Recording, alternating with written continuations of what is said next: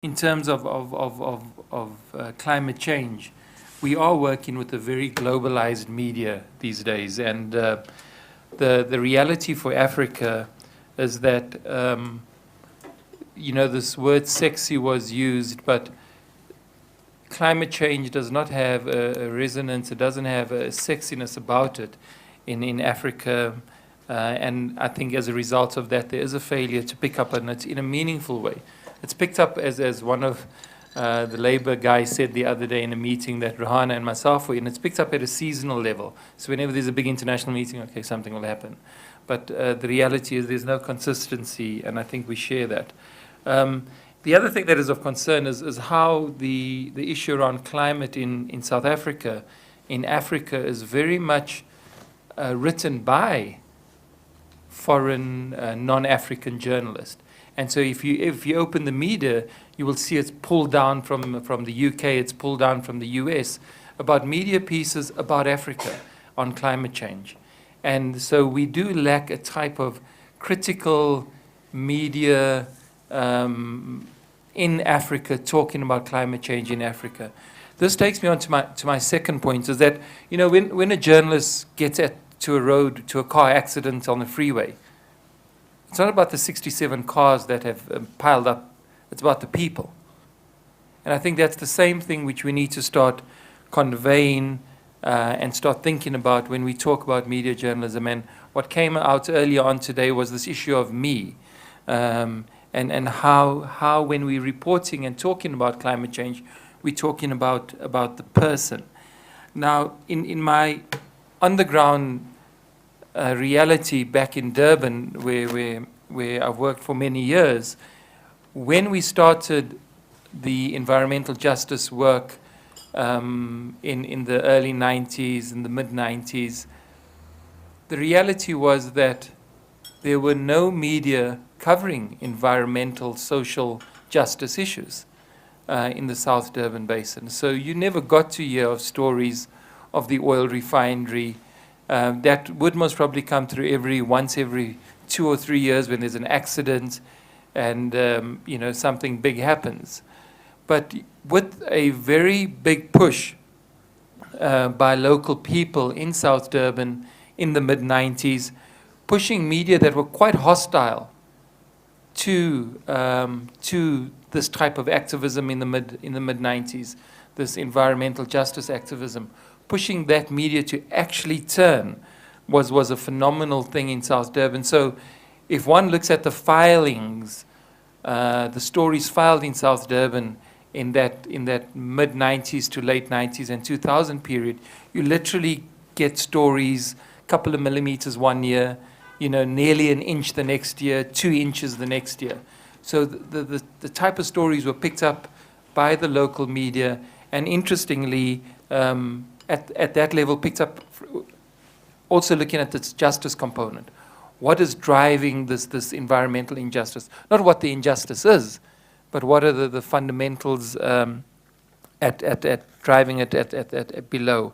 There are a few journalists that I recognize do that, and Ingi Salgado from the independent newspapers, Tempelhof from Die Beeld, Carney from the Mercury, and Crotty, who's a freelancer, tends to pick up some of those underlying issues at times, rather than just conveying the story. But very much more, I believe, is needed of that.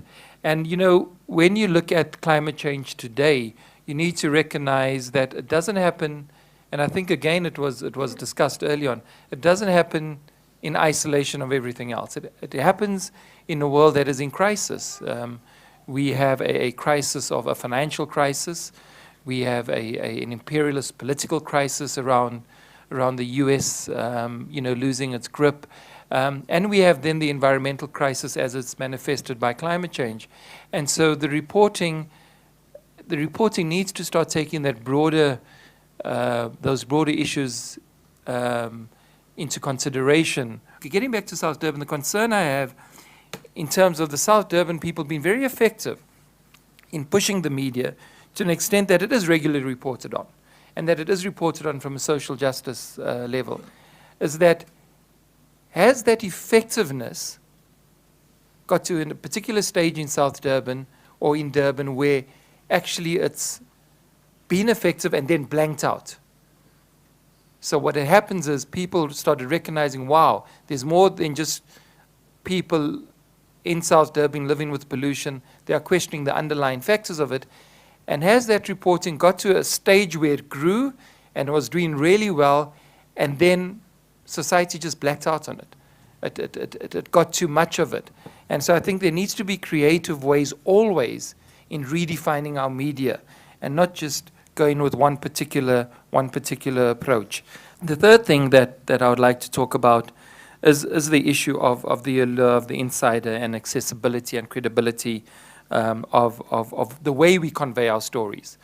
We, as civil society, must take the blame, as NGOs specifically, must take the blame. We have the resources to intersect with media in ways that could change the way media reporting. Sometimes we just end up talking to ourselves.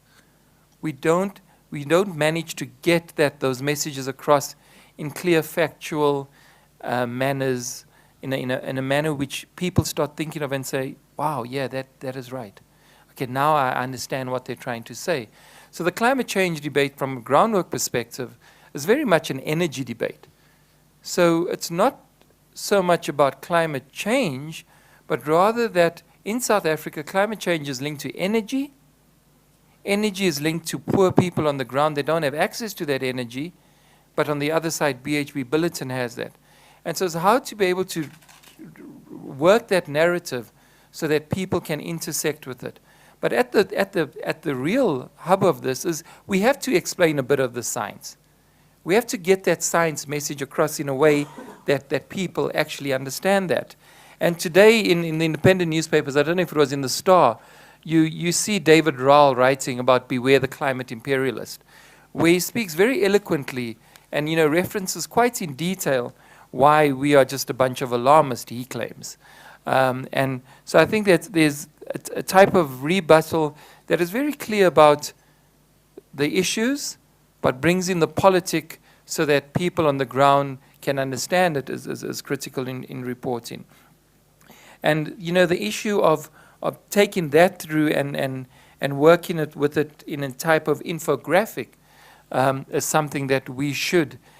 That is maybe somewhere where civil society has a strength, is to be able to bring these graphics through so that we can work with people. And some of the stuff that happened in adult education in the 80s and the 90s out of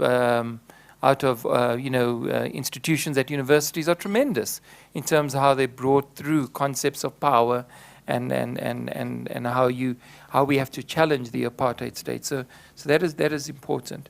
The fourth thing I'd like to look at is just the media in this particular era now as we stand here, questioning government. So what is happening in the type of media for the COP, this run-up to this COP, is very much what government is throwing out. Now, is it because there are not enough seasoned journalists in the newsrooms to actually make more out of this process? I think, Sue is lucky, Sue is fortunate, but does Sue have people that she can work with so that she's not the lone person standing there having to bring this reality out? And that's the concern.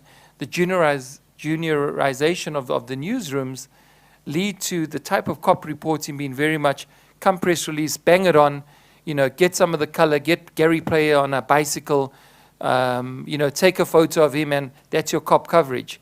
But not actually looking at, so what are the social justice issues linked with COP? And then you get, where you do then fall short is that you get the likes of Greenpeace, who then does the big action. That big action goes up for one day, everybody focuses in on it, and it's great, but then the next day it's no more there. Because there was no creative, there was no strong journalist to be able to take that narrative through. Greenpeace itself is not wanting to do that, but what they are good at is making the big bang. And so, but how do we take that forward? And we need a journalism that cuts through that. And then finally, if I may, I don't know how my time is going, But if you then look at what had come up around objectivity of journalism, positions versus telling stories, driving an agenda, taking position, and it is important that journalism does convey what the truth is and what the reality is. And so this sense of saying that we are journalists and we're going to be going down the middle path is not the route that any seasoned journalist, I believe, would take. They would present the stories. They should be informing society's thinking rather than just reporting in a very bland manner in what has happened. And I think that the three, Brendan, Sue, and Prof, did understand that, and I think are recognizing that should happen. The reality is that you will still find, full-page stories on climate denialist in the paper. But the interesting thing in understanding the story is that there was very little from speaking to the journalists at the Mercury. There was very little that they could pick up that countered this in a way in which it presented its information. So they searched media globally, they searched media in South Africa, but this got on because it was well articulated, it was strong, but there was nothing else that could come on. And so I think it's important for us as civil society to bring that information on in an understandable and meaningful manner, and secondly, encourage journalism to be able to question the justice, the social issues, and the power dynamics that lie in the very stories that happen with climate change on the ground.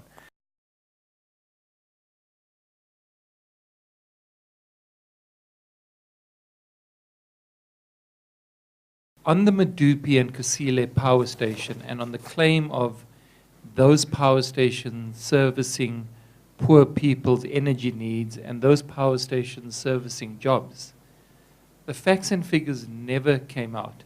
And for many years before this, we were saying that that is an issue, that the power stations are built mainly to service the type of energy demands by major foreign direct investment, which was created by a bad development paradigm in the past.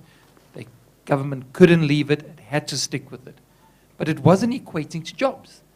And so we weren't getting press until Zille stood up and said it. And then what Zille was saying in an interview between 8 and 9 o'clock one morning with Kolani was exactly everything Patrick Bond said, everything that communities were saying on the ground, but Zille was saying it, so she was given that space to say it.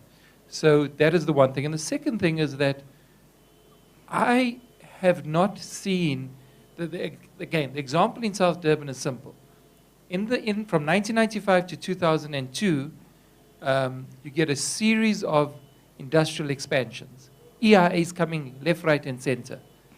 And if you go into the office where Nawal is, you will see files of environmental impact assessments for new facilities. Jobs decreased. And that was the global monitor employed by the city to look at jobs in South Durban. So this development was going, and jobs are going the other way. And so for me, I'm trying to understand, why can't we get that message across? What are we doing wrong as civil society to be able to counter government's rhetoric on it's for jobs? Because it's clearly not producing the jobs.